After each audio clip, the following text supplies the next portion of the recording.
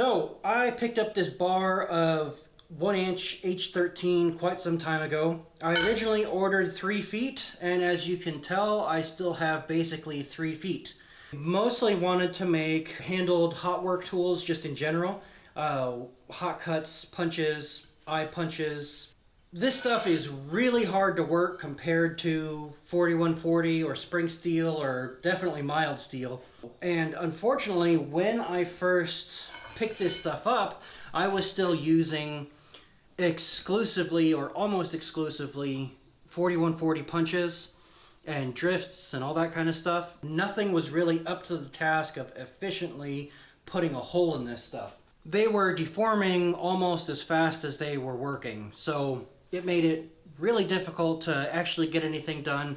And I set it aside to start making some little S7 punches like this one that I'm going to make here today. So I bought some 5/8 round S7 so I could make some punches to make the H13 stuff without having to constantly rework my tooling. At least that was the plan. That's been 3 or 4 years now, and as you can see, I still have almost all of my bar stock. This is a half round chisel, and I made this handle specifically so that it could be indexable, so that I didn't have to walk around the work. I liked the idea enough that I decided I was going to make the rest of my tooling this way, and that's where we are today.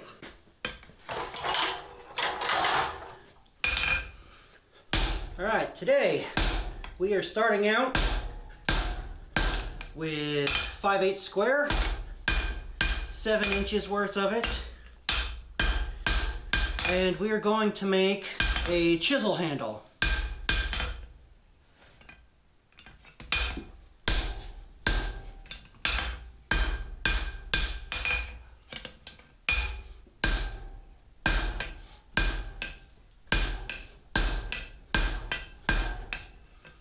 Upsetting the one end a little bit, mostly because it's going to drag down a little bit when we go to punch it.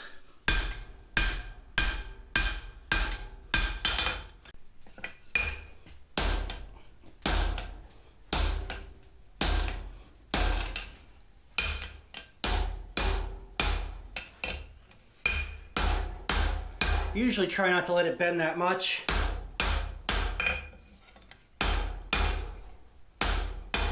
Lose a lot of force to bending instead of upsetting, which can be upsetting, but not in the way that you want.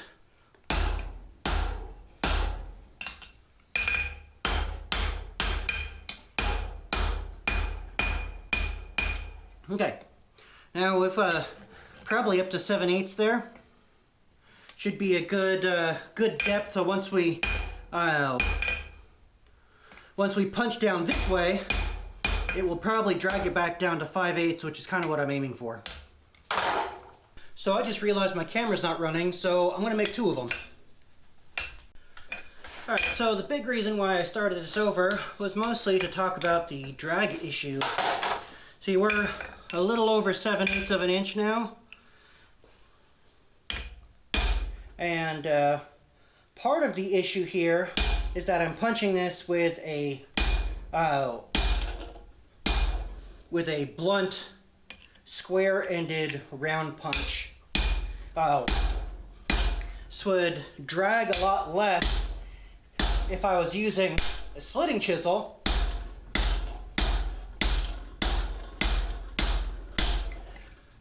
Or maybe something more like an eye punch.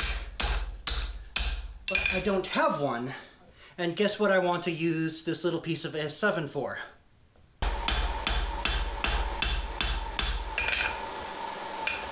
Sure will be nice when I can get the rest of these made in some S7.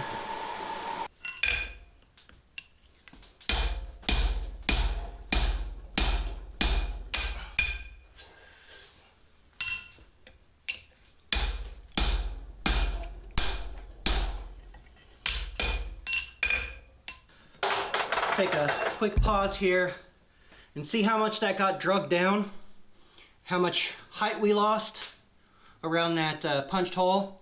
That's why I'm upsetting it.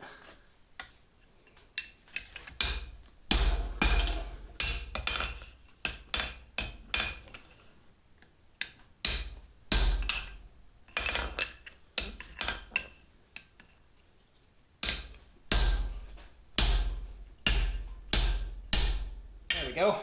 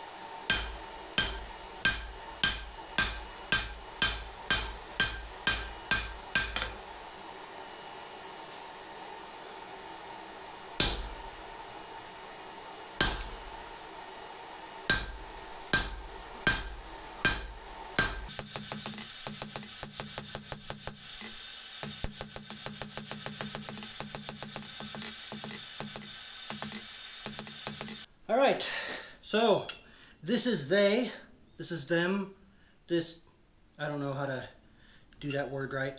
I don't quite have these little set downs in the same spot. So I'm gonna go ahead and get these hot one more time and fix that. You can see this one, we're pretty well still 5/8 all the way across. It's a little bit fatter up on top still, and I'm just gonna leave it alone. This is actually the first one I did, and you can see it sucked way down below 5/8. Oh, that's almost 3/4. So, how about just measure the part we're talking about? Okay, so yeah, it's a little under 5/8 still. This means this one's probably over. Yeah, this one's a little over 5/8. This one I could tell got sucked down too far and actually got narrower than I wanted it. When I made the second one, so I could show you guys this problem, I upset it a little more so that I'd have more material to get drugged down. Is this really necessary? No, not even remotely close. This would work fine if it were 1/2 inch thick. If it weren't for the fact that I want to put a 3/8 hole in the end to tap a bolt into, you could probably do this with 1/2 inch. And probably could use like a 1/4 20 bolt, or maybe a 5/16 if you could sneak it in there, and just drill a hole and be done, have a handle. But that's way too easy for my taste. I like to suffer. And simultaneously, while that's in the fire, I'm going to put this little chunk of S7 back in there and get started on making myself, what am I going to make? I think I'm going to go ahead and make an eye punch. Yeah, that sounds good. We'll do that. I've got a couple pieces left of this, and then that package over there is another 18 feet of 5/8 S7.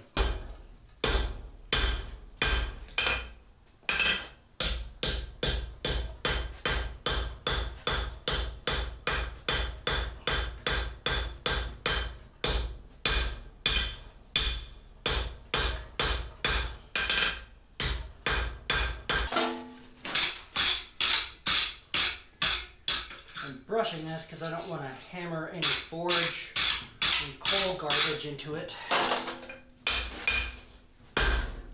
Ugh.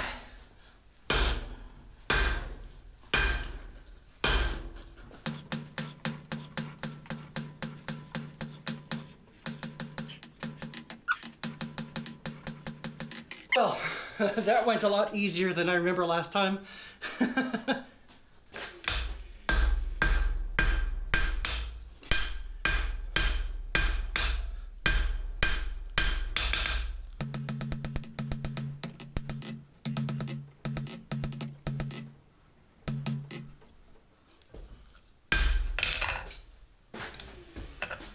One thing's for sure,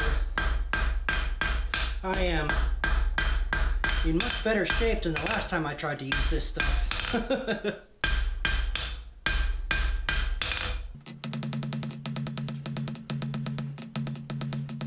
think the rest of that we'll do with the grinder. I'm going to get it hot one more time and then let it air cool as you do with S7, and then we will temper it as we're doing other junk. So I actually forgot, since this is going to be a through hole tool, I want to taper the other end like you would with a drift so that it can mushroom a little bit. Not that I expect it to mushroom a lot, be S7, but we'll get a little more length out of it, and it'll be less likely to get stuck, so it won't come out of the tool holder.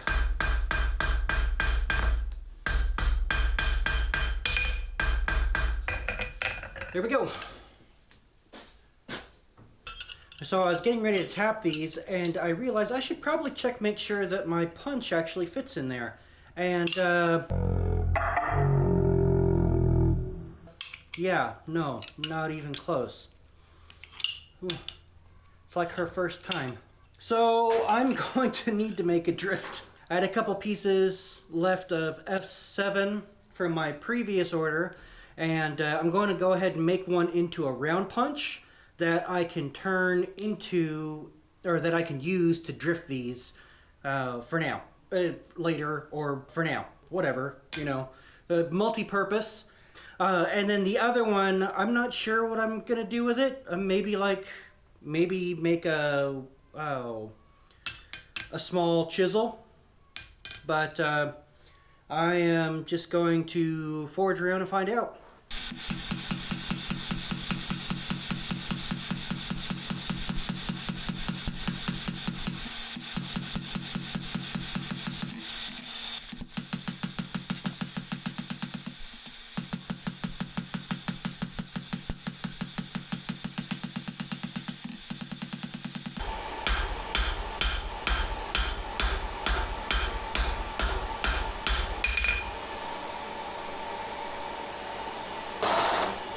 Pulled in the mouth quite a bit. I'm just going to cut that off with a grinder real quick, just so I'm not having to deal with it.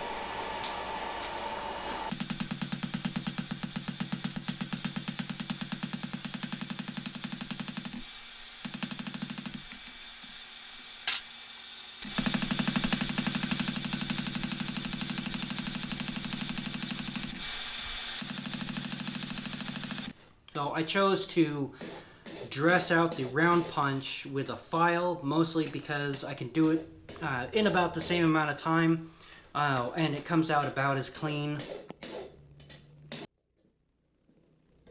Unfortunately, I ended up with some distortion in my audio again. Most of the narration and dialogue through these parts is missing.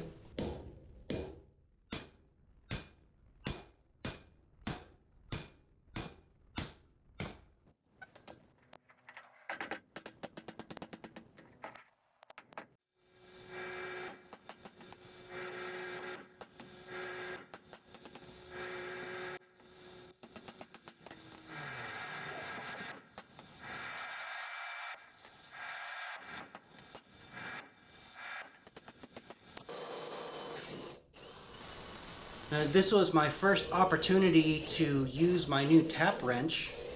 I originally was thinking that the handles were going to be too long and it'd be kind of cumbersome, but actually my hands are big enough and I'm awkward enough that having that extra length and extra space for my hands actually works out really well for me. Using a smaller one, I kind of feel like I'm playing with a little toy, and my hands are too close together and it's just uncomfortable and I don't like it. And now, having used this oversized tap wrench, I feel like I have just been missing this whole part of my life. This was well worth the time to make. So that's pretty much it. Neither one of them came out perfect, and neither one are particularly beautiful, but they are just tools. I'm not trying to sell these or do anything like that. I just thought that you would like to see this method of work holding.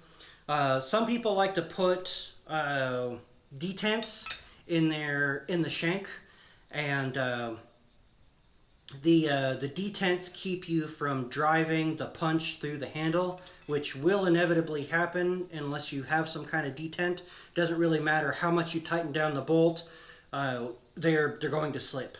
Whenever you are using a bolt to lock something in place, make sure to take the first couple threads off so that they don't mushroom and get stuck inside the tool, because eventually they will get to a point where they don't retract far enough, and then your tool is constantly bound up and you're having to drive them in and out, and then you're going to have to try to file off the end of the bolt while it's in the tool, and it's a pain.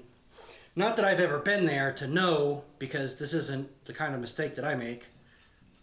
Well, I hope you enjoyed it. It's a little bit of a different take on how to hold short chisels. I don't know that I've seen anybody making handles this way, but I figure it's a lot easier to be able to make, you know, a dozen punches and 4 or 5 handles, and then just switch out to the chisels and punches that you're using most frequently. But this setup works well for me. Let me know if you give it a shot. I'd like to know how it works out.